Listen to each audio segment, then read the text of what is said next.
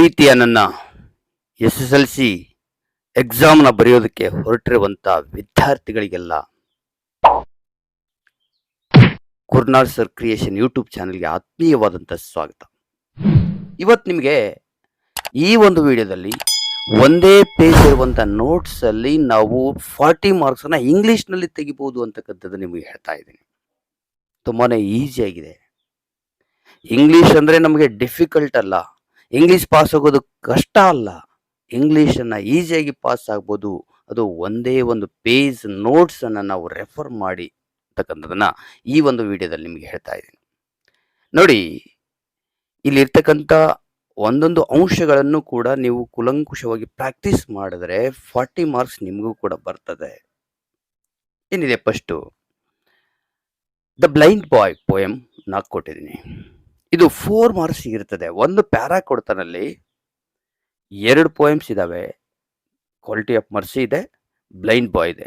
ಅದರಲ್ಲಿ ನಾನು the blind boy ಯಾಕೆ ಕೊಡ್ತಾ ಇದ್ದೀನಿ ಅಂದರೆ, ಇದು ನಮಗೆ ಮೆಮೊರೈಸ್ ಮಾಡೋದಕ್ಕೆ ತುಂಬಾ ಈಸಿಯಾಗಿರ್ತಕ್ಕಂಥದ್ದು. ಮತ್ತು ಇಲ್ಲಿರ್ತಕ್ಕಂಥ ಸ್ಪೆಲ್ಲಿಂಗ್ಸ್ ಯಾವುದೇ ಎರರ್ಸ್ ಆಗಲ್ಲ, ಯಾಕಂದರೆ ತುಂಬಾ ಈಸಿಯಾಗಿರ್ತಕ್ಕಂಥ ಸ್ಪೆಲ್ಲಿಂಗ್ಸ್ ಇದ್ದಾವೆ. ಇಲ್ಲಿ ಒಂದೇ ಪ್ಯಾರವನ್ನು ಬರೆಯಬೇಕಾಗಿರ್ತದೆ ನೀವು. ಹಾಗಾಗಿ ಇದನ್ನು ಪದೇ ಪದೇ ಪ್ರಾಕ್ಟೀಸ್ ಮಾಡ್ತಾ ಹೋದರೆ ನಿಮಗೆ 4 ಮಾರ್ಕ್ಸ್ ಕಟ್ಟಿಟ್ಟು ಬುತ್ತಿ. 4 ಮಾರ್ಕ್ಸ್ ನಿಮಗೆ ಈಸಿಯಾಗಿ ಸಿಗುತ್ತದೆ. Next, ಸಮ್ರಿ of the poem grand ಮಾ ಕ್ಲೈಮ್ಸ್ ಎ ಟ್ರೀ, ಇದನ್ನು ಕೊಟ್ಟಿದ್ದೇನೆ. 4 ಮಾರ್ಕ್ಸ್ ಇದೆ. 4 ಮಾರ್ಕ್ಸ್ಗೆ ಇದನ್ನು ನೀವು ಪಾಯಿಂಟ್ಸ್ ವೈಸ್, ನಾನು ಕೊಟ್ಟಿರ್ತಕ್ಕಂಥ ಪಾಯಿಂಟ್ಸ್ ಏನಿದಾವಲ್ಲ, ಈ ಪಾಯಿಂಟ್ಸ್ ವೈಸ್ ನೀವು ಪ್ರಾಕ್ಟೀಸ್ ಮಾಡಿದ್ರೆ ಖಂಡಿತವಾಗಿಯೂ ನಿಮಗೆ 4 ಮಾರ್ಕ್ಸ್ ಬರ್ತದೆ. ಪದೇ ಪದೇ ಬರೆಯೋದು ಅದನ್ನು ಚೆಕ್ ಮಾಡೋದು, ಬರೆಯೋದು ಚೆಕ್ ಮಾಡೋದು, ಸ್ಪೆಲ್ಲಿಂಗ್ ಎರರ್ಸ್ ಕಡಿಮೆ ಆಗ್ತಾ ಹೋಗ್ತವೆ. ನಿಮಗೆ 4 ಮಾರ್ಕ್ಸಲ್ಲಿ ಫಿಕ್ಸ್ ಆಗ್ತದೆ.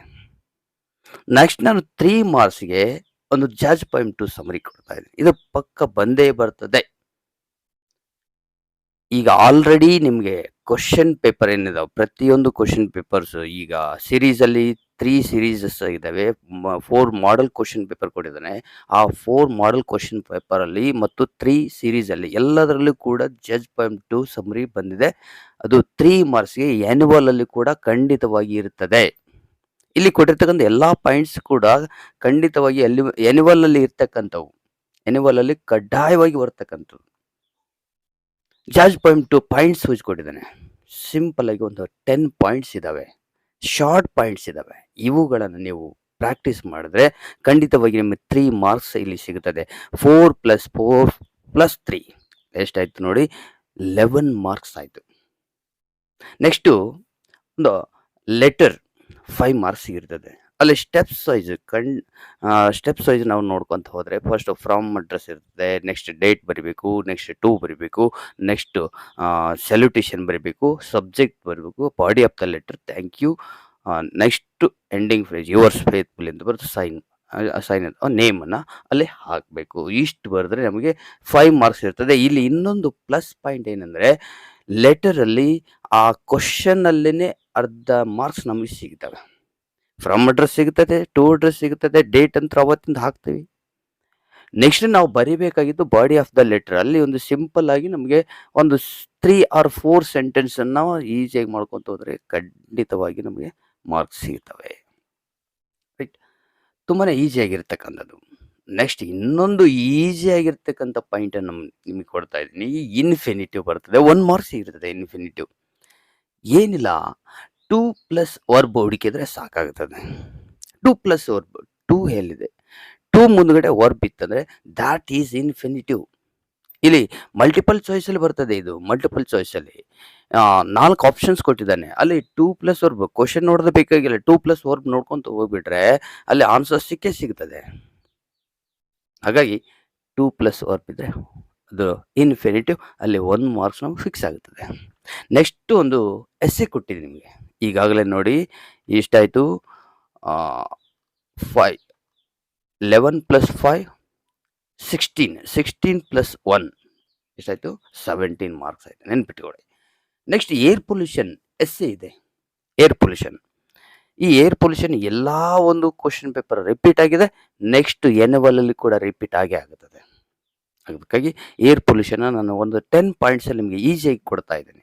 ಈ ಪಾಯಿಂಟ್ಸ್ ನೀವು ಓದಿದರೆ ಖಂಡಿತವಾಗಿಯೂ ಈಸಿಯಾಗಿ ನೀವು ಏರ್ ಪೊಲ್ಯೂಷನ್ ಎಷ್ಟು ಬರಿಬೋದು. ಇದನ್ನೇ ಸ್ವಲ್ಪ 1 ಪಾಯಿಂಟ್ಸ್ 2 ಪಾಯಿಂಟ್ಸ್ ಏನದಲ್ಲ ಅದನ್ನ ಇಂಟ್ರೊಡಕ್ಷನ್ ಅಂತ ಹಾಕಿ ಲಾಸ್ಟ್ ಪಾಯಿಂಟ್ ಏನಿದೆ ಕನ್ಕ್ಲೂಷನ್ ಅಂತ ಹಾಕಿ ಇಷ್ಟು ಬರೆದ್ರೆ ಸಾಕಾಗ್ತದೆ. 4 ಮಾರ್ಕ್ಸ್ ಬರ್ತದೆ ರೀ. 4 ಮಾರ್ಕ್ಸ್ ಎಷ್ಟಾಯ್ತು ನೋಡಿ, 16 ಆಗಿತ್ತು ಪ್ಲಸ್ 17 ಪ್ಲಸ್ 4 21 ಮಾರ್ಕ್ಸ್ ಆಯಿತು. Next using word in own sentence ಅಂತಿದೆ. ತುಂಬಾ ಈಸಿಯಾಗಿ ಮಾಡ್ಬೋದು ನಾವು. ವರ್ಬಾಗಿ ಬಳಸ್ರಿ ಅಂತ ಕೊಟ್ಟಿದ್ರೆ, use word in your own sentence as verb ಅಂತ ಕೊಟ್ಟಿದ್ರೆ ಅಲ್ಲಿ ನಾವು ಸಿಂಪಲ್ ಆಗಿ ಆ ವರ್ಡ್ ಏನು ಕೊಟ್ಟಿರ್ತಾನಲ್ಲ ಅದ್ರ ಹಿಂದ್ಗಡೆ ಐ ಇಟ್ಟು ಒಂದು ಸೆಂಟೆನ್ಸ್ ಅನ್ನ ಈಸಿಯಾಗಿ ಮಾಡ್ಬೋದು. ನೋಡಿ ಇಲ್ಲಿ ಬುಕ್ ಅಂತ ಕೊಟ್ಟಿದ್ದ, ಐ ಬುಕ್ ಟಿಕೆಟ್ ಹೋಗಿ. Record, I record a video, right. ಅದೇ ನೌನ್ ಅಂತ ಕೊಟ್ಟಿದ್ರೆ, ನೌನ್ ಆಗಿ ಬಳಸ್ರಿ ಅಂತ ಕೊಟ್ಟಿದ್ರೆ, this is a book, this is a record. ತುಂಬಾ ಈಸಿಯಾಗಿ ಒಂದು ಸೆಂಟೆನ್ಸ್ ಅನ್ನ ನಾವು ಈಸಿಯಾಗಿ ಮಾಡ್ಬೋದು. ಎಷ್ಟಾಯ್ತು? 17 ಪ್ಲಸ್ 4 21 ಪ್ಲಸ್ 1 22 ಮಾರ್ಕ್ಸ್ ಆಯ್ತು. ಇಲ್ಲಿಗೆ 22 ಮಾರ್ಕ್ಸ್. ನೆಕ್ಸ್ಟ್ ಎಕ್ಸ್ಟ್ರಾಕ್ಟ್ಸ್ ಕೊಡ್ತಾನೆ. ಎಕ್ಸ್ಟ್ರಾಕ್ಟ್ಸ್ 4 ಎಕ್ಸ್ಟ್ರಾಕ್ಟ್ಸ್ ಇರ್ತವೆ. ಅಲ್ಲಿ ನಾವು ಪ್ರತಿಯೊಂದು ಪಾಠದ ಕ್ಯಾರೆಕ್ಟರ್ಸ್ ಇರ್ತಾವಲ್ಲ ಆ ಕ್ಯಾರೆಕ್ಟರ್ಸ್ ಹಿಡ್ಕೊಂಡು ಹೋದ್ರೆ ತುಂಬಾ ಈಸಿಯಾಗಿ ನಮಗೆ 1 or 2 ಮಾರ್ಕ್ಸ್ ಈಸಿಯಾಗಿ ಸಿಕ್ಬಿಡ್ತದೆ. ಒಟ್ಟಾರೆ 4 ಎಕ್ಸ್ಟ್ರಾಕ್ಟ್ 4 into 3 ಎಷ್ಟಿದೆ?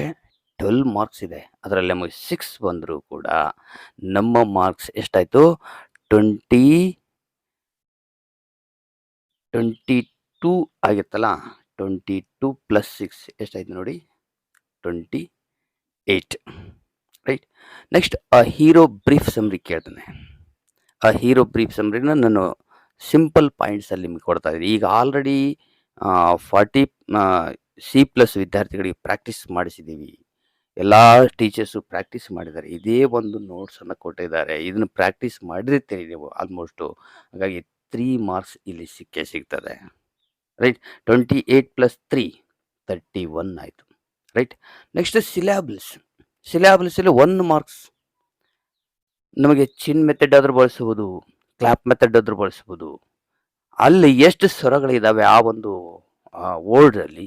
ಈಗ 1 ಸಿಲಾಬಲ್ ಇರ್ತಕ್ಕಂಥ ಒಂದು ವರ್ಡನ್ನು ಆಯ್ಕೆ ಮಾಡ್ರಿ ಅಂದಾಗ 1 ಸಿಲಾಬಲ್ ಯಾವುದಿದೆ ಆ ಚಿನ್ ಮೆಥಡ್ ಬಳಸಿ ಈಸಿಯಾಗಿ ಕಂಡುಹಿಡ್ಬೋದು. ನೋಡಿ, ಡಾಗ್ 1 ಸಿಲಾಬಲ್, ಫಿಶ್ 1 ಸಿಲಾಬಲ್. ಹೀಗೆ ಸಿಂಪಲ್ ಆಗಿ ಸಿಲಾಬಲ್ಸನ್ನು ಕಂಡುಹಿಡಿಯೋದ್ರ ಮೂಲಕ 1 ಮಾರ್ಕ್ಸ್ ನಿಮಗೆ ಸಿಗುತ್ತದೆ. 28 + 3 31 ಆಗಿತ್ತು, 32 ಆಯಿತು. ನೆಕ್ಸ್ಟ್ 4 ಮಾರ್ಕ್ಸ್ಗೆ ಪ್ಯಾಸೇಜ್ ಇರ್ತದೆ. ಪ್ಯಾಸೇಜಲ್ಲಿ ತುಂಬಾ ಈಸಿಯಾಗಿ ನಾವು ಕೀವರ್ಡ್ಸ್ಗಳನ್ನ ಹಿಡ್ಕೊಂತ ಹೋಗ್ಬೇಕು. ಕ್ವಶನ್ನಲ್ಲಿ ಇರ್ತಕ್ಕಂಥ ಕೀವರ್ಡ್ಸನ್ನು ಪ್ಯಾಸೇಜಲ್ಲಿ ಸರ್ಚ್ ಮಾಡಿದ್ರೆ ನಮಗೆ ಆನ್ಸರ್ ಸಿಗ್ತದೆ. ಅಲ್ಲಿ ನಾವು 4 ಮಾರ್ಕ್ಸ್ನ ಈಸಿಯಾಗಿ ಗಳಿಸ್ಬೋದು. ಸ್ವಲ್ಪ ಎಕ್ಸ್ಟ್ರಾ ಬರೆದ್ರೂ ಕೂಡ ಓಕೆ ನಡೀತದೆ. ಆದರೆ 4 ಮಾರ್ಕ್ಸ್ ಇದನ್ನು ಯಾವುದೇ ಕಾರಣಕ್ಕೂ ಮಿಸ್ ಮಾಡಬೇಡಿ ವಿದ್ಯಾರ್ಥಿಗಳೇ. 4 ಮಾರ್ಕ್ಸ್ ನಿಮಗೆ ಸಿಗುತ್ತದೆ. ನೋಡಿ, 31 + 1 32 + 4 ಎಷ್ಟಾಯಿತು? 36 ಮಾರ್ಕ್ಸ್. 36 ಮಾರ್ಕ್ಸ್ ಆಯಿತು.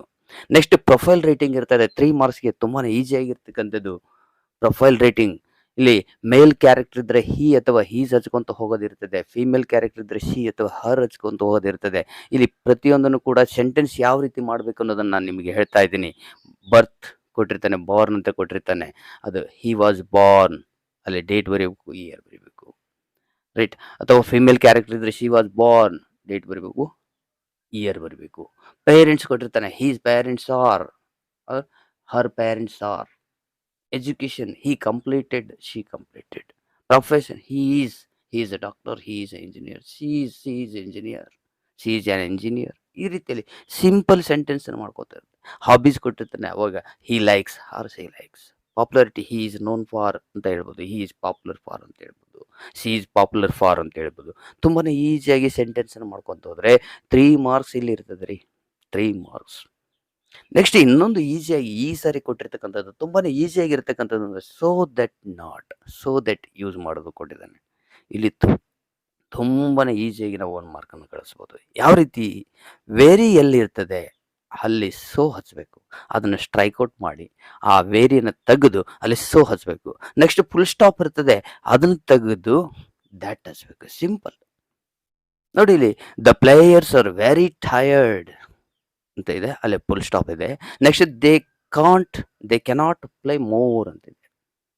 ಅದನ್ನ ನಾವು ಏನ್ ಮಾಡಿದ್ವಿ? The players are so tired, very tired ಇತ್ತು, ಸೋ ಟಯರ್ಡ್ ಮಾಡಿದ್ವಿ. ನೆಕ್ಸ್ಟ್ ಫುಲ್ ಸ್ಟಾಪ್ ಇಲ್ಲಿ ದ್ಯಾಟ್ ಹಚ್ಚಿದ್ವಿ.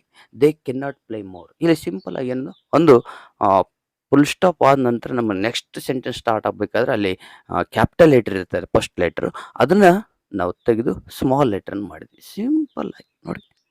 ವೆರಿ ಇದ್ದಲ್ಲಿ ಸೋ, ಫುಲ್ ಸ್ಟಾಪ್ ಇದ್ದಲ್ಲಿ ದ್ಯಾಟ್, ರೈಟ್. ಇಷ್ಟು ಸಿಂಪಲ್ ಆಗಿ ನಾವು ಮಾಡಿದ್ರೆ 40 ಮಾರ್ಕ್ಸ್ ನಮಗೆ ಬರ್ತದೆ. ಕ್ಯಾಲ್ಕುಲೇಟ್ ಮಾಡಿ ನೋಡಿ ಯಾವ ರೀತಿಯಲ್ಲಿ ಸಿಂಪಲ್ ಆಗಿ ನಾವು 40 ಮಾರ್ಕ್ಸ್ನ ಗಳಿಸ್ಬೋದು ಅನ್ನೋದನ್ನ ನಿಮಗೆ ಕೊಡ್ತಾ ಇದ್ದೀನಿ. ಇಂಗ್ಲೀಷ್ ಅಂದರೆ ಕಷ್ಟ ಅಲ್ಲ ಫ್ರೆಂಡ್ಸ್. ಇಂಗ್ಲೀಷ್ ಅಂದ್ರೆ ತುಂಬಾನೇ ಈಸಿಯಾಗಿ ಪಾಸ್ ಆಗ್ಬೋದು. ಅದು ಒಂದೇ ಒಂದು ಪೇಜಲ್ಲಿ ನಾವು ಪಾಸ್ ಆಗ್ಬೋದು ಅಂತ ಅಂದರೆ ಎಷ್ಟರ ಮಟ್ಟಿಗೆ ಇದು ಈಸಿ ಇರ್ಬೋದು ತಿಳ್ಕೊಳ್ಳಿ. ಯಾವುದೇ ಕಾರಣಕ್ಕೂ ಭಯ ಪಡಬೇಡಿ. ಆರಾಮಾಗಿ ಎಕ್ಸಾಮನ್ನು ಬರೀರಿ. ತುಂಬಾನೇ ಈಸಿಯಾಗಿರ್ತದೆ ಕ್ವಶನ್ ಪೇಪರ್. ಯಾವುದು ನಾವು ಓದಿಲ್ದು ಬರ್ತದೋ ಏನೋ ಅನ್ನುವಂಥ ಗೊಂದಲ ಬೇಡ. ಈಗಾಗಲೇ ನೀವು ಪ್ರಾಕ್ಟೀಸ್ ಮಾಡಿರ್ತಕ್ಕಂಥ ಪೇಪರ್ಸ್ ಏನಿದಾವಲ್ಲ, ನೀವಾಗಲೇ ಈಗ ಸಿರೀಸಲ್ಲಿ ಬರೆದಿರ್ತಕ್ಕಂಥ ಪೇಪರ್ಸ್ ಇದಾವಲ್ಲ, ಅಲ್ಲಿ ಎಷ್ಟೋ ಕ್ವಶನ್ಗಳು ರಿಪೀಟ್ ಆಗಿರ್ತವೆ. ಕೂಲಾಗಿ ಬರೀರಿ. ಯಾವುದೇ ಗೊಂದಲ ಬೇಡ. ಯಾವುದೇ ಶಾರ್ಟ್ಕಟ್ ರೂಟ್ ನೋಡೋದು ಬೇಡ. ನಾವು ಅನ್ಯ ಮಾರ್ಗ ಹಿಡಿಯೋದು ಬೇಡ. ಕಷ್ಟಪಟ್ಟು ಶ್ರಮಪಟ್ಟು ನಾವು ರ್ಯಾಂಕನ್ನು ಪಡೆಯೋಣ ವಿದ್ಯಾರ್ಥಿಗಳೇ. ಈ ನೋಟ್ಸನ್ನು ನಿಮಗೆ ಡಿಸ್ಕ್ರಿಪ್ಷನ್ ಬಾಕ್ಸಲ್ಲಿ ಕೂಡ ಶೇರ್ ಮಾಡಿರ್ತೀನಿ. ಖಂಡಿತವಾಗಿ ಇದನ್ನು ಡೌನ್ಲೋಡ್ ಮಾಡಿಕೊಂಡು ನೀವು ಇದನ್ನು ಪ್ರಾಕ್ಟೀಸ್ ಕೂಡ ಮಾಡಿ. All the best for your examination. Thanks for watching this video.